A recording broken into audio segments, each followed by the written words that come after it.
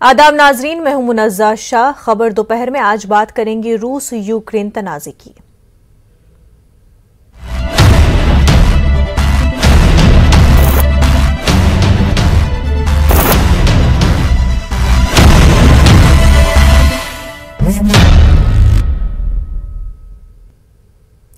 Ukraine में हालात की कशीदगी को लेकर अमरीकी सदर जो बाइडेन ने अमरीका की जानिब से यूक्रेन में सरमायाकारी और तिजारत पर पाबंदी के अहकामात जारी कर दिए हैं।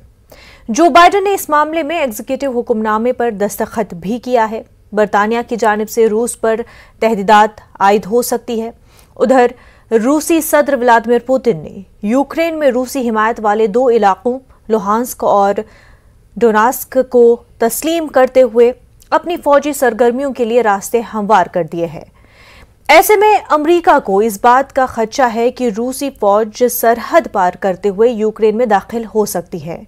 यूक्रेन के सदर ज़ेलेंस्की ने अपनी तकरीर के दौरान कहा कि हालात की कशीदगी को लेकर वो डरने वाले नहीं हैं। बिगड़ते हालात के पेश नज़र यूक्रेन को उड़ान भरने वाली एयर फ्रांस, लुफ्थांसा और दीगर परवाजें भी मनसूख कर दी गई हैं।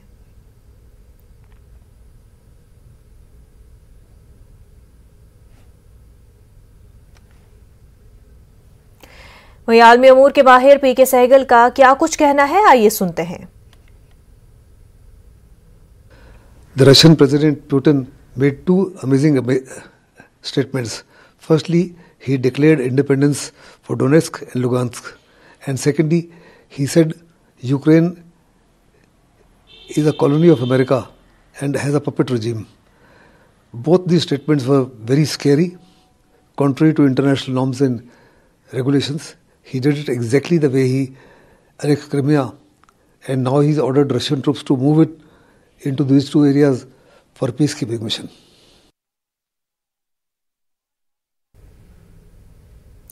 आलमी अमूर के माहिर प्रोफेसर मुहिबुल हक साहब हमारे साथ जुड़ गए हैं इस पूरे मामले को लेकर के बात करने के लिए। मुहिबुल हक साहब, किस तरह से ये तनाज़ा उठा, क्या वजूहात है उसकी, उस पर हम बात करेंगे, लेकिन सबसे पहले क्या कुछ अब पॉसिबिलिटीज है, क्या कुछ वे आउट्स है जिससे जो खदशा जाहिर किया जा रहा है कि मजीद ये कॉन्फ्लिक्ट जो एस्केलेट कर सकता है अब उसको रोका जा सके, उसमें क्या कुछ पॉसिबिलिटीज अब नेटो के पास बचती है, यूक्रेन के पास बचती है और रूस के पास? देखिए, सबसे पहली बात कि जो ये बात कही जा रही है कि 3rd वर्ल्ड वॉर हो सकती है, और ये एक गलत बात है। ये जिसे कहते हैं ओवर एस्टिमेट करना हुआ इस पूरे क्राइसिस को। हमें ये बात याद रखनी चाहिए कि अब जो 2 इलाके जिन्होंने अपने इंडिपेंडेंस को डिक्लेयर किया है और रशिया ने जिनको रिकॉग्नाइज किया है, जो डोनेट्स रिपब्लिक है और लुहांस्क पीपल्स रिपब्लिक है, इन दोनों रिपब्लिक की इंडिपेंडेंस को अगर रशिया ने रिकॉग्नाइज कर दिया है तो अब ये हालत है कि ये सॉवरेन इंडिपेंडेंट नेशन है रशिया के हिसाब से, और अगर वो रशिया को इन्वाइट करते हैं, उसकी मिलिट्री को इन्वाइट करते हैं, तो रशिया के पास ये अख्तियार है कि वहाँ जा सके। दूसरी जानिब अगर यूक्रेन को देखें तो यूक्रेन इसे अपनी टेरिटोरियल इंटीग्रिटी के लिए खतरा समझता है और उसे अपनी टेरिटोरियल इंटीग्रिटी के खिलाफ समझता है। ऐसी हालत में जाहिर सी बात है डोमेस्टिक कंपल्जन भी होगा यूक्रेन की गवर्नमेंट पे कि वो रिटेलिएट करे। इस रिटेलिएशन में जाहिर सी बात है यूक्रेन और रशिया का कोई मुकाबला नहीं हो सकता। रशिया एक मिलिट्री सुपर पावर है। क्या यूक्रेन को यूनाइटेड स्टेट्स ऑफ अमेरिका और नाटो की मिलिट्री सपोर्ट मिलेगी? जवाब है नहीं। वो इसलिए कि यूनाइटेड स्टेट्स ऑफ अमेरिका या नाटो रशिया से मिलिट्री कन्फ्रंटेशन अवॉइड करेंगे जी। और वो हमेशा से ये कहते आए हैं कि वो सैंक्शन यानी और हार्शर सैंक्शन लगाएंगे रशिया पे जी। और सैंक्शन बहुत ज्यादा काम करते हुए नजर नहीं आ रहे इस सूरत हाल में। तो जाहिर से पता है अगर कोई कॉन्फ्लिक्ट होती है, कोई वॉर होती है, तो वो एक लिमिटेड वॉर होगी जिसमें यूक्रेन की फोर्सेस और रशिया की फोर्सेस लड़ेंगी या रशियन बैक्ड जो सेपरेटिस्ट है वो लड़ेंगे जी। बिल्कुल। और आपने बात की कि कोई मिलिट्री सपोर्ट यहाँ पर नेटो की तरफ से, यूएस की तरफ से नहीं मिलेगा, लेकिन हमने देखा इससे पहले भी कि नेटो की तरफ से एक विलिंगनेस नहीं दिखाई दी यूक्रेन के हेल्प के लिए। हालांकि बातों के तौर पर जो है बातें कही जाती है, यूएस की तरफ से भी कई बातें कही गई, लेकिन एक जो विलिंगनेस की रियल प्रैक्टिकल वे में देखा जाए कि यूक्रेन के लिए सपोर्ट किया जाए, कि अगर क्या तैयार होंगे फिर यूरोपियन ममालिक, नेटो ममालिक यूक्रेनियन जो रिपब्लिक है उनके लिए अपना दरवाजा खोलेंगे, माइग्रेशन के रास्ते क्या हमवार होंगे, क्या अपॉर्चुनिटीज उनके लिए कुछ इस तरह की जाएंगी? क्या ऐसी पॉसिबिलिटीज, ऐसी विलिंगनेस आप देखते हैं कि नेटो ममालिक में है? देखिए, दो चीजें, एक तो यानी यूक्रेन का यूरोपियन यूनियन के साथ इंटीग्रेशन एक पहला सवाल है। दूसरा सवाल है नाटो जो एक मिलिट्री अलायंस है, और हमें ये याद रखना चाहिए कि नाटो मिलिट्री अलायंस जो है वो सोवियत थ्रेट को या कंटेनमेंट ऑफ कम्युनिज्म की जो पॉलिसी अमेरिका ने कोल्ड वार के दौरान अख्तियार की थी उसके तहत कायम किया गया था। जाहिर सी बात है सोवियत यूनियन या कम्युनिस्ट ब्लॉक के डेजोलेशन के बाद नाटो के अपने कंटिन्यूएशन का जो सवाल है वो अपने आप में एक बड़ा सवाल खड़ा होता है। ऐसी हालत में जाहिर सी बात है कि जब यूक्रेन के लिए जो नाटो कंट्रीज हैं वो लाजमी तौर पे यूक्रेन को सपोर्ट करें, वो बाउंड नहीं है, इसलिए कि यूक्रेन के साथ उनकी कोई ट्रीटी साइन नहीं हुई है जी। यूक्रेन ने विलिंगनेस जाहिर की थी नाटो में शामिल होने की, और नाटो कंट्रीज भी तकरीबन विलिंग है उनको शामिल करने के लिए यूक्रेन को। लेकिन जाहिर सी बात है हमें ये याद रखना चाहिए कि अगर कोई वॉर होती है तो वॉर का थिएटर तो अल्टीमेटली यूक्रेन को बनना है, और यूक्रेन में proxy war United states of America की रशिया के खिलाफ चल सकती है, जिसमें मिलिट्री सपोर्ट का मतलब होता है कि लॉजिस्टिक यानी आर्म्स एंड वेपन्स की सप्लाई वो यूक्रेन को करते रहें और रशिया को वहां पे इंगेज करते रहें, इससे ज्यादा कुछ नहीं करेंगे। और जहां तक ताल्लुक है ह्यूमैनिटेरियन एड का, तो उसके लिए जो नाटो कंट्रीज हैं वो ह्यूमैनिटेरियन एड के लिए और खास करके इकोनॉमिक सैंक्शन अगेंस्ट रशिया के लिए पूरी तरह तैयार हैं। जी बिल्कुल। और जब हम बात करते हैं कि ये मामला किस तरह से इतना आगे बढ़ा, मुहिबुल हक साहब, नेटो के हवाले से रशिया के एतराज़ जो है पहले से ही थे, और वो अपने नेबरिंग ममालिक में नेटो का एक्सपेंशन और डिप्लॉयमेंट वेपनरी मशीन्स का उस पर पहले ही एतराज़ जताता है। दिसंबर में भी जो हमने देखा कि पुतिन ने इस तरफ इशारा किया था कि नेटो जो इस तरह से यूक्रेन में वेपनरी मशीन्स को डिप्लॉय कर रहा है, अपना एक्सपेंशन कर रहा है, तो क्या चाहते हैं कि बाद में फिर रूस और नेटो के बीच जब नेटो हमला करे तो फिर वो वाला जंग देखने को मिले। तो कहीं ना कहीं वो पहले ही बातचीत, वो अपने पहले ही एतराज रशिया नेटो के हवाले से दिखा चुके थे।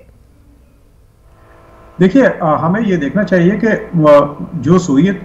यानी जो रशिया की अपनी कंसर्न है वो भी बहुत हद तक ग्रीवांसेस जो है रशिया की, उसे भी इंटरनेशनल कम्युनिटी को कंसीडर करना होगा जी। उसकी वजह क्या है कि अगर आप देखें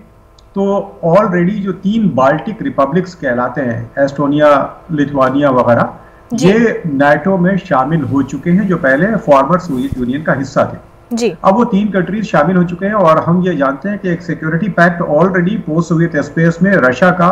जो फॉर्मर रिपब्लिक्स है उनके साथ है। इसमें से अगर आप देखें तो 2 रिपब्लिक ऐसी हैं जो जॉर्जिया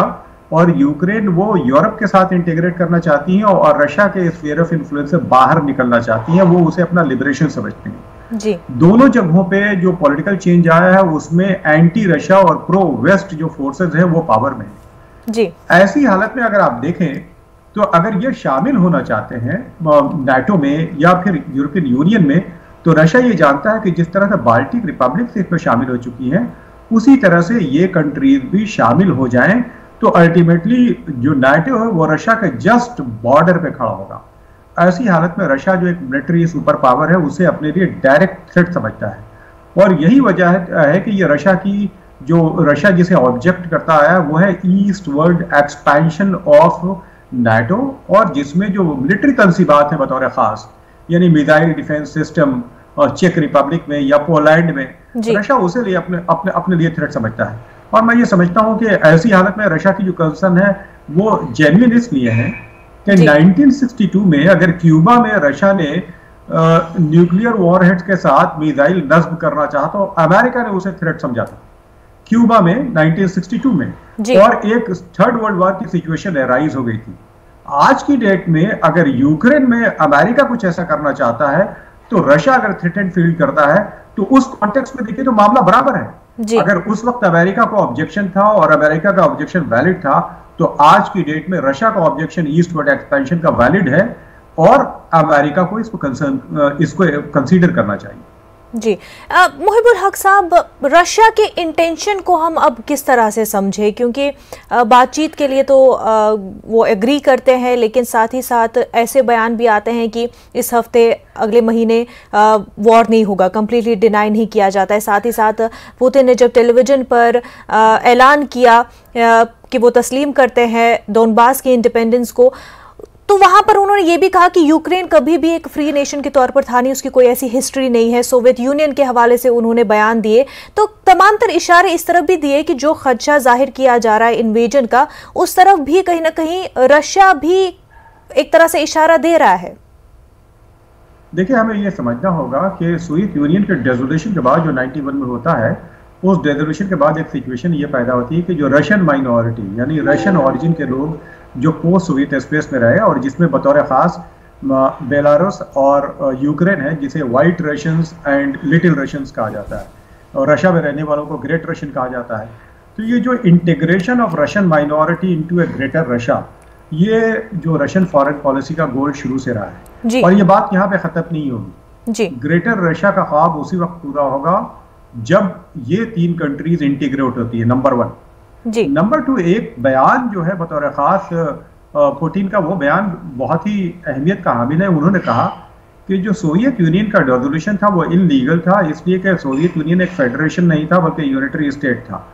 तो जो डिसोल्यूशन हुआ वो इलीगल हुआ, और जिन कंट्रीज ने अपनी इंडिपेंडेंस डिक्लेयर की वो इस तरह से इलीगल हो जाती है। अब ये सवाल ये पैदा होता है कि क्या रशिया इन तीन कंट्रीज यानी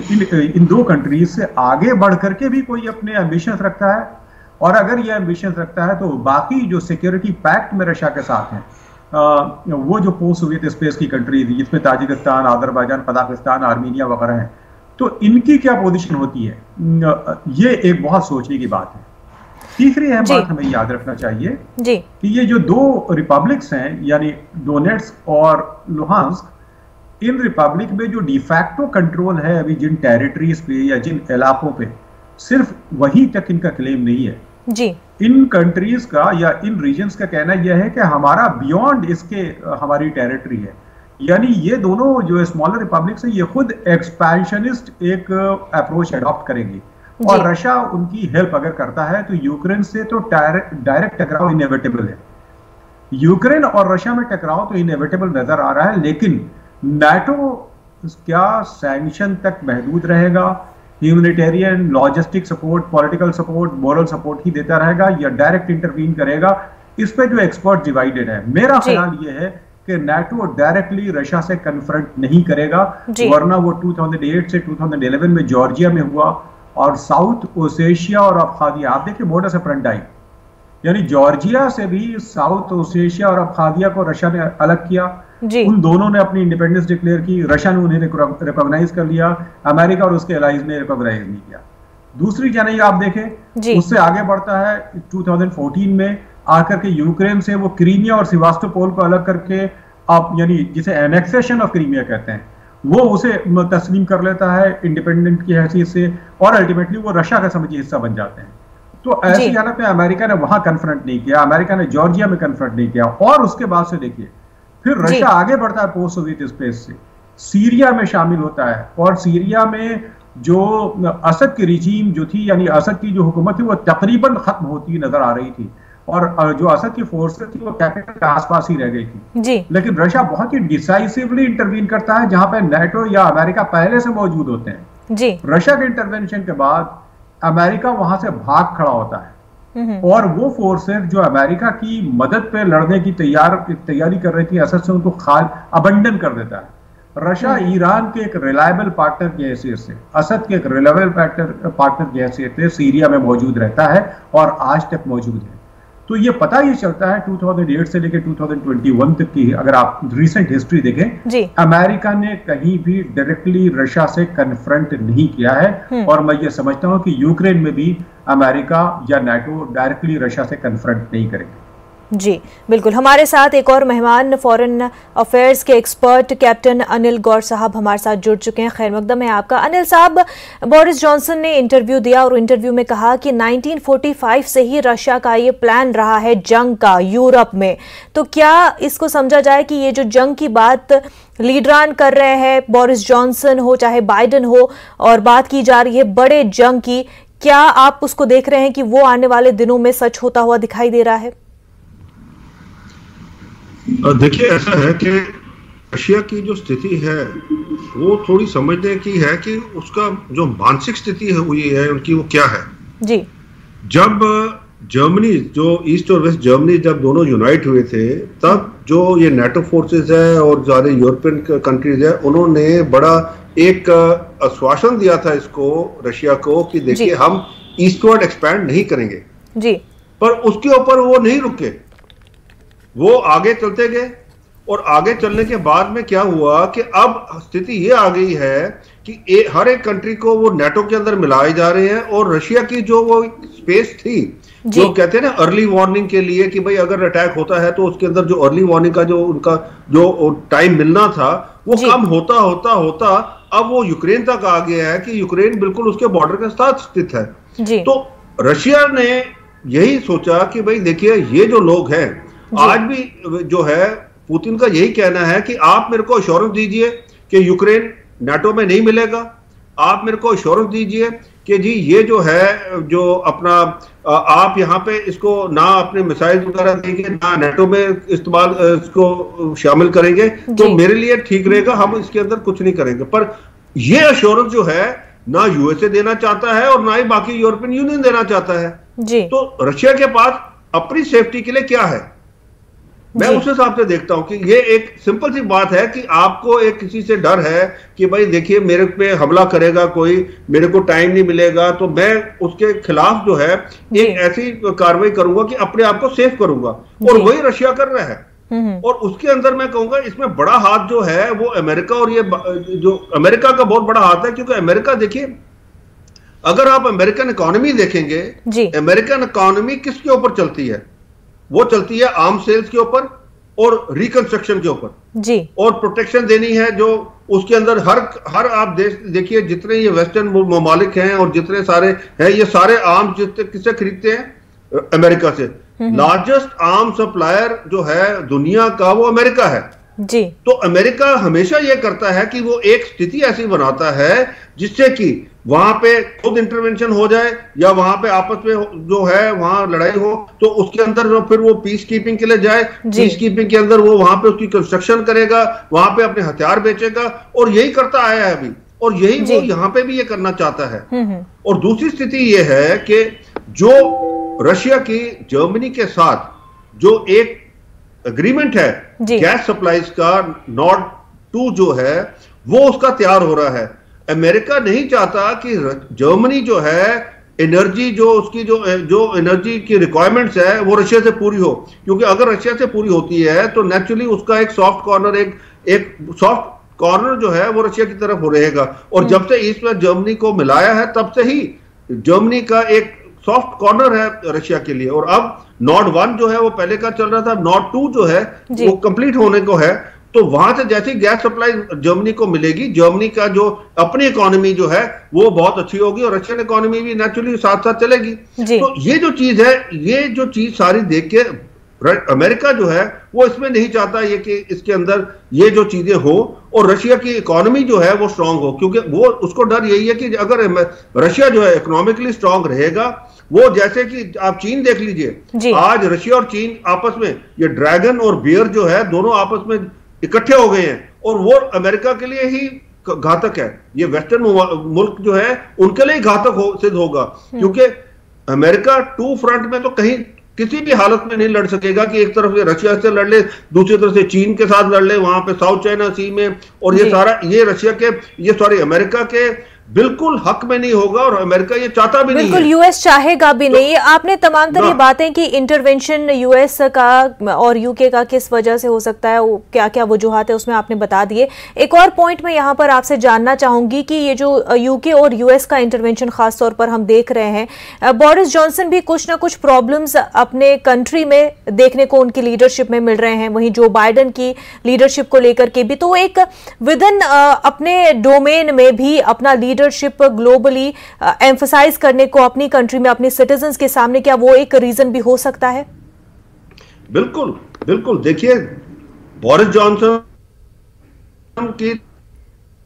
अपने मुल्क के अंदर कि वो लीडरशिप चेंज के लिए उसके जो है 20 जो है पीछे 20 जो थे इनके जो लेजिस्लेचर जो थे उन्होंने लिख दिया कि जी हमें चेंज चाहिए। अब वही हालत बाइडेन की है। बाइडेन अपनी कंट्री में ही इतना स्ट्रांग नहीं है आज, और ये जो है अपनी जो छवि को वो ठीक बनाना चाहते हैं, और स्पेशली अमेरिका के लिए जब से ये अफगानिस्तान से विड्रॉल हुआ है और तालिबान का वहां कंट्रोल हो गया है पूरा, और सारा का सारा आप देखिए कितना कितना आर्म्स एम्यूनिशन, तकरीबन 3 बिलियन का वहां पे जो सामान था अमेरिकन का, जो उन्होंने कहा जी अफगानी फोर्सेस यूज करेंगे, वो सारा का सारा तालिबान के हाथ में, और वो आज वही सामान जो है, वही हथियार जो है, ये जो आतंकवादी हैं ये कश्मीर के अंदर लेके आ रहे हैं। तो ये जो स्थिति बनी है, छवि जो है अमेरिका की जो खराब हुई है, वो छवि जो है उसको भी, उसके लिए भी एक बाइडेन जो है ये एक तरीके से अपनी छवि इंप्रूव करने के लिए बार बार जो है वो बिल्कुल अपनी इमेज क्लेंजिंग की कोशिशें, अपना जो है पावर एक्सर्ट करने की कोशिश, इंटैक्ट करने की कोशिश यहाँ पर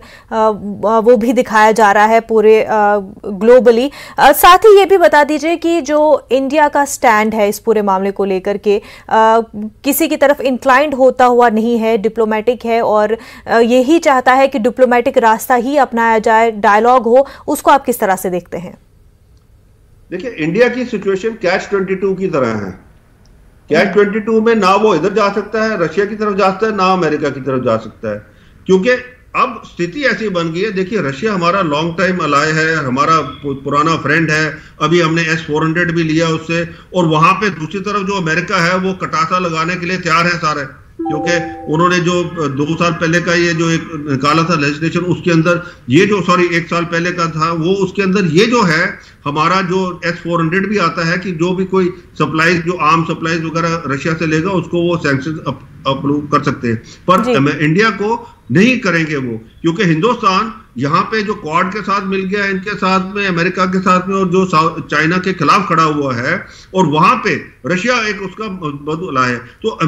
हिंदुस्तान को वो कहते हैं ना टाइट रोप वॉक बड़ा करना है अपना डिप्लोमेटिकली, कि उसको ये नहीं दिखा कि कहीं पे भी ना लगे उनको कि जी हिंदुस्तान बाएं हैं या दाएं हैं। हिंदुस्तान को सीधा अपनी एक वो उसी रास्ते के ऊपर चलना है, और उस रास्ते के ऊपर उसने यही कहना है कि देखिए इसको डिप्लोमेटिकली सॉल्व करिए, हम बैठ के इसको मसला कर सकते हैं। हाँ, हिंदुस्तान की छवि जो है वो हिंदुस्तान को अलाउ करती है कि वो एक एज अ मीडिएटर भी काम कर सकता है बिटवीन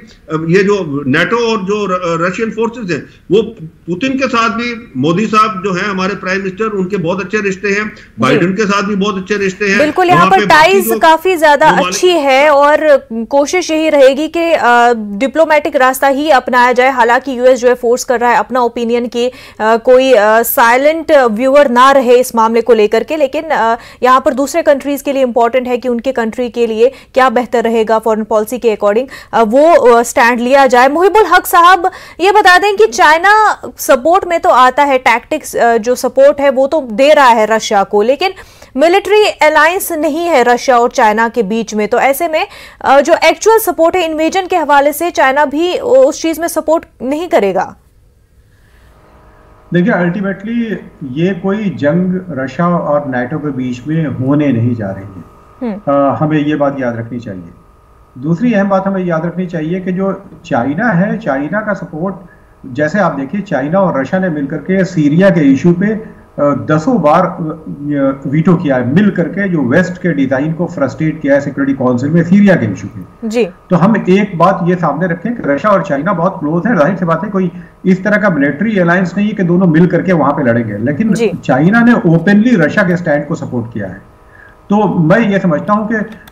चाइना का जो अपना प्रोग्राम है बेल्ट एंड रोड इनिशिएटिव का, उसमें तकरीबन 140 से ज़्यादा कंट्रीज शामिल हो चुकी हैं और एक बहुत ही एम्बिशियस प्लान है।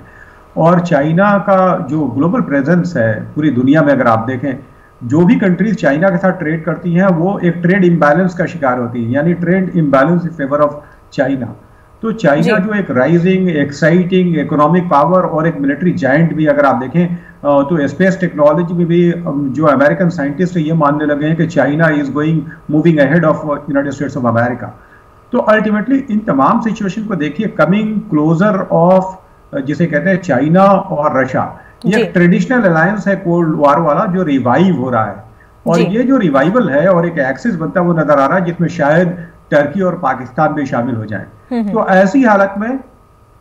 हालत में अल्टीमेटली टर्की ज्यादा इंपॉर्टेंट हो जाता है। बिल्कुल मुहिबुल हक साहब, लेकिन यहाँ पर हम टर्की का रोल कैसे देखेंगे, क्योंकि टर्की जो है उसकी इकोनॉमी पिछले कुछ दहाइयों में हमने देखा है सही नहीं रही है। ऐसे में रूस पर काफी डिपेंड भी रहता है, लेकिन साथ ही साथ नेटो में पार्टिसिपेशन भी टर्की का सही है। तो क्या रास्ता अपना सकता है टर्की? देखिए, टर्की की बार्गेनिंग पावर बढ़ जाती है आज की डेट में। वो बार्गेनिंग पावर इसलिए है कि वो टर्की जो है इंटीग्रेट होना चाहता था यूरोपियन यूनियन के साथ। टर्की यूरोपियन यूनियन के साथ जब इंटीग्रेट नहीं हो पाया, यानी टर्की को जब उन्होंने आइसोलेट किया, तो उसकी वजह से ही अर्दगान का राइज होता है टर्की में। यानी जो एक इस्लामिस्ट ग्रुप जो है पावर में आता है, वो बताता है कि जो सेकुलर वेस्टर्न आइडियोलॉजी के साथ टर्की मूव अहेड करता रहा, लेकिन टर्की को उससे कोई रिटर्न नहीं मिला। तो अल्टीमेटली आज की डेट में नेटो या यूरोपियन कंट्रीज के साथ टर्की एक बार्गेनिंग पोजीशन में इसलिए है कि वो रशिया से भी अपने ताल्लुकात बहुत अच्छे इस्तेमाल कर चुका है, और दूसरी जानिब वो अमेरिका को, जिसे कहते हैं कि अमेरिका को अब एक यानी उस सिचुएशन में ला सकता है कि या तो अल्टीमेटली जो यानी टर्की चाहता है उसे यूरोपियन यूनियन या नेटो कंट्रीज एक्सेप्ट करें, और टर्की के साथ उनका वो रवैया ना हो जो आमतौर पे रवैया रहा है, खासकर बिल्कुल मुहिबुल हक साहब, यहाँ पर टर्की की ये कोशिश रहेगी कि एक दोनों तरफ से कोशिश की जाए कि डायलॉग को इनिशिएट किया जाए, और एक